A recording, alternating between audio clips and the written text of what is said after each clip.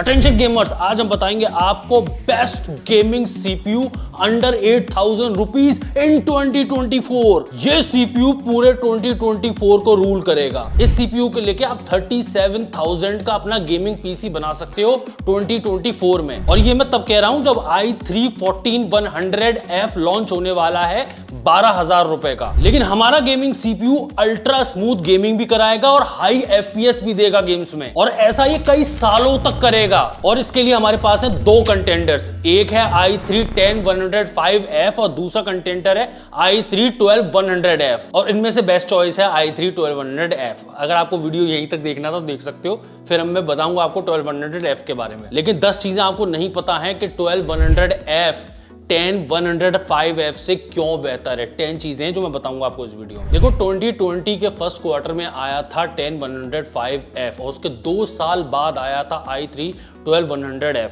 आज i3 10105F बिक रहा है 6,500 रुपए का और वहीं i3 12100F बिक रहा है 8,000 रुपए का। दोनों ही सीपीयूज में 4 कोर 8 थ्रेड आते हैं, कोई लफड़ा नहीं है यहाँ पे। 10th जनरेशन के i3 पे आपको देखने को मिलती है 6 MB की कैश और वहीं पे 12th जनरेशन के i3 पे आपको देखने को मिलती है 12 MB की कैश। आप ये जो 37,000 का पीसी बिल्ड देख रहे हो अपनी स्क्रीन पे, ये आप अभी बना सकते हो, कॉमन है। ये सारे प्रोडक्ट्स इजीली अवेलेबल हैं, जितनी प्राइस बताई है उस पर अवेलेबल हैं। इससे सस्ते ही होंगे भविष्य में, इससे महंगे नहीं होंगे। ये जो आप पीसी बिल्ड देख रहे हो इसमें जितने भी प्रोडक्ट्स हैं उनके लिंक्स आपको डिस्क्रिप्शन में मिल जाएंगे कि मैंने कैसे कीमतें इनकी कैलकुलेट करी हैं, कौन सी वेबसाइट पे ये इतनी कीमत के मिल रहे हैं, वो सब कुछ आपको लिंक डिस्क्रिप्शन में मिल जाएंगे। और याद रखिए ये प्रॉपर गेमिंग पीसी बिल्ड है जो मैं आपको स्क्रीन पे दिखा रहा हूं, उसमें लगा हुआ है GTX 1650। अब अगर आप यही सेम पीसी बिल्ड अगर आप i3 10105F के साथ बनाते हो तो वो आपको 2,500 रुपए सस्ता मिलेगा, यानी कि 1,500 तो सीपीयू पे कॉस्ट कम है, क्योंकि i3 10105F बिकता है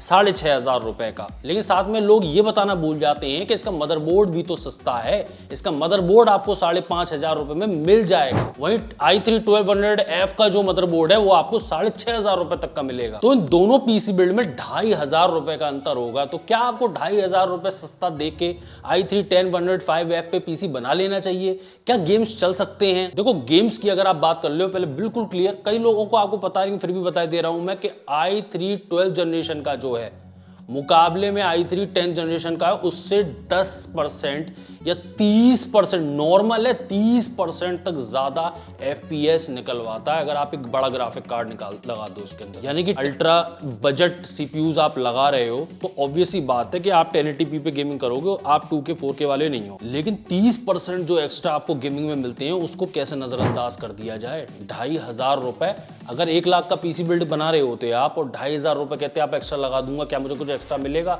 आपको कुछ एक्स्ट्रा नहीं मिलेगा। 1 लाख के बिल्ड पे 2,500 रुपए कुछ मायने नहीं रखते। वहीं पे ये जो 35,000 का बिल्ड है आप 37,500 का करोगे, आपको इतना इंक्रीमेंट देखने को मिलेगा।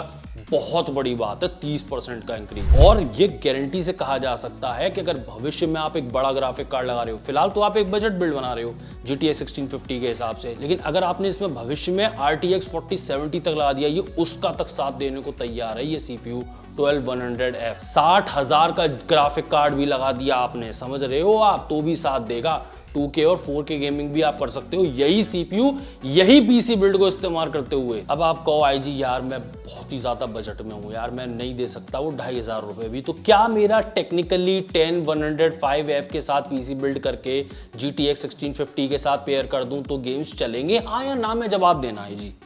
तो टेक्निकली जवाब तो है हाँ, चलेंगे और गेमिंग अच्छी होगी। लेकिन सिर्फ 2,500 रुपए ज्यादा देके आपको 12100F में कई चीजें मिलती हैं, वो मैं आपको अब बताऊंगा जो कोई नहीं बता रहा। ये आपकी स्क्रीन पे भी मैंने लिख दिए, चाहो तो आप पढ़ भी सकते हो। ये मैं एक एक करके आपको समझा भी दे रहा हूँ। टेबल जो है आपको नया आर्किटेक्चर मिलता है। नए आर्किटेक्चर के बहुत सारे फायदे होते हैं और कसम से बता रहा हूँ 10 नैनोमीटर पे है आपका 12 जनरेशन के सीपीयूज और वहीं पर 10 जनरेशन के सीपीयूज 14 नैनोमीटर पे है। यार कमाल करते हो। 2016 से जब मैंने चैनल संभालना शुरू किया तब से देख रहा हूं मैं 14 नैनोमीटर। आज 2024 भी हो गई है तो भी मैं 14 नैनोमीटर की बात करूंगा। 14 को अब छोड़ दो। परफॉर्मेंस में कोई बात करता है कि सिर्फ गेमिंग की बात भी तो नहीं होती है, कई सिंगल कोर और मल्टी कोर जो है आपको देखने पड़ती है मल्टीटास्किंग। उसमें नए आर्किटेक्चर और ऑप्टिमाइजेशन की वजह से 12th जनरेशन बहुत अच्छा है 10th जनरेशन से। 12100F जो है उस पर आपको DDR5 का भी सपोर्ट मिलता है। DDR4 DDR5 दोनों सपोर्टेड है और वहीं 10th जनरेशन पे सिर्फ DDR4 सपोर्टेड है। PCI Express 5 को सपोर्ट करता है आपका 12th जनरेशन के CPUs 1200F भी। वहीं पे 10105F जो है वो सिर्फ PCI Express 3 जो है सपोर्ट करता है। वहीं मदरबोर्ड कंपैटिबिलिटी की बात करो, जो प्लेटफॉर्म है 12th जनरेशन के CPUs का यानी कि 12100F के लिए, उस पे आप 2 जनरेशन और एडवांस में अभी 2024 में आने वाले CPUs आप उस मदरबोर्ड पे लगा सकते हैं। जो आप 10th जनरेशन के लिए मदरबोर्ड खरीद के लाओगे तो उस पर थोड़ी ना कुछ लग जाएगा। AVX 512 आपको इंस्ट्रक्शन सेट्स एक्स्ट्रा मिलते हैं। बहुत सारे काम होते हैं जो CPU करता है और उसको इंस्ट्रक्शंस चाहिए होते हैं, वो नए CPUs में बढ़ के आ रहे हैं, पुराने CPU में अब कुछ नहीं है। कई मीडिया एनकोडिंग, साइंटिफिक कैलकुलेशन, कई चीजें होती हैं जो आपको पता भी नहीं चलता कि आपका CPU कर रहा है आपके कंप्यूटर को चलाने के लिए, वो सारे इंस्ट्रक्शंस इसमें होते हैं। वैसे TDP की मैंने बात लिख दी है, लोगों को जाननी होती है, ये कोई बड़ी बात नहीं है, ये दोनों सेम सही है। 58 और 65 में अंतर ही क्या होता है। और लोग कई बार पूछते हैं ना फ्यूचर प्रूफ कौन सा है, फ्यूचर प्रूफ कौन सा है। 10105F बिल्कुल भी फ्यूचर प्रूफ नहीं है और वहीं पे 12100F फ्यूचर प्रूफ है, भयानक। प्लेटफॉर्म नया है, DDR5 को भी सपोर्ट करता है, PCI Express 5 को भी सपोर्ट करता है। ये समझ लो कि अगले 5 सालों में एक बार को अगर आपका 12th जनरेशन का CPU है वो आप किसी को सेकंड हैंड बेच दोगे, क्योंकि DDR5 का अब जमाना शुरू हो चुका है। और वहीं ये 10th जनरेशन का CPU है, ये पिछले 5 सालों के जो है प्लेटफॉर्म्स को सपोर्ट करेगा, क्योंकि DDR4 को ही सपोर्ट करता है। अगर आप कायदे से देखो ना, i3 10th जनरेशन में और i3 12th जनरेशन में 2 साल का नहीं 10 साल का अंतर है। एक CPU भविष्य को दिखाता है और एक CPU पास्ट को दिखा रहा है। अब वीडियो की शुरुआत में मैंने कहा था कि i3 14100F भी लॉन्च होने ही वाला है 12000 के रेट पे। तो क्या ये भी एक ऑप्शन है, क्या इसके आने से कोई फर्क पड़ेगा? देखो, अगर आपका ऑप्शन 8000 का CPU नहीं खरीदने निकले हो, आप निकले हो 12000 का CPU खरीदने, तो फिर तो ये आपके लिए ऑप्शन है। और फिर AMD की तरफ से भी ऑप्शन आते हैं, फिर तो i5 भी आ जाते हैं इंटेल की तरफ से, फिर तो बहुत सारे ऑप्शन हैं। लेकिन क्या आपका बजट 12000 रुपए का था CPU का? नहीं।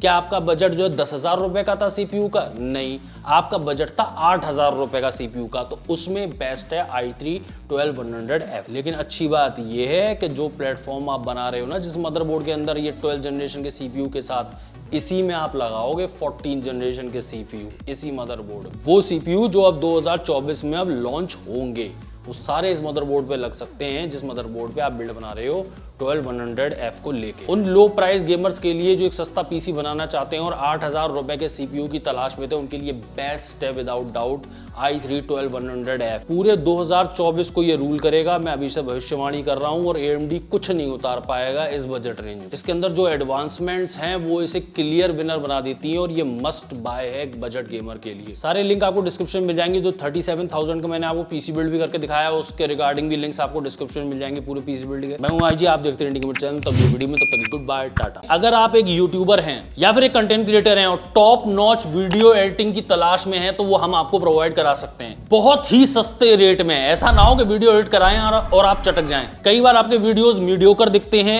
ऑडियंस से एंगेज करना आपके लिए मुश्किल होता है। अब आपको कहीं जाने की जरूरत नहीं है, यहीं पे आपको वीडियो एडिटिंग की सर्विस मिल जाएगी, आपका अपना IG देगा। रेट बताऊं आपको, मेन चीज तो यही है, रेट्स 500 रुपए पर मिनट के रेट पे, यानी कि अगर 5 मिनट का वीडियो होगा तो 2500 रुपए में उसकी एडिटिंग हो जाएगी। और ये जो एडिटिंग है ना, सुपर हाई फाई एडिटिंग की बात कर रहा हूं। एक होती है सिंपल एडिटिंग के सिर्फ कट्स लगाए, एक होती है हाई कॉम्प्लेक्सिटी वाली, थोड़े बहुत एनिमेशन भी होते हैं, कलरफुल ट्रांजिशंस भी होते हैं, जैसे कि वीडियोस आप ज्यादातर देखते हो इस चैनल पे। जो चाहिए आपको एडिटिंग में वो मिल जाएगा। कई बार आपने देखा है ना कि मैप्स वगैरह होते हैं, मैप्स दिखाते हैं कई वीडियोस में, वो वाला एनिमेशन होता है, वो सब कुछ आपको मिल जाएगा यहाँ पे, मैं करके दूंगा। और जैसी क्वालिटी आपको वीडियोस की मिलती है, जो एडिटेड वीडियोस होते हैं हमारे द्वारा, बिल्कुल वैसी क्वालिटी आपको मिलेगी। और एक बात साफ रखो, आपके इस डिजिटल वर्ल्ड में अगर आपको प्रोफेशनल दिखना है तो क्रिस्प वीडियो होना चाहिए। और ये बात मैं तब कह रहा हूं कि आपने मेरी हालत देखी है इस चैनल पे, कैसा मेरा स्टूडियो था, कैसी मेरी वीडियो एडिटिंग थी और आज कैसी है।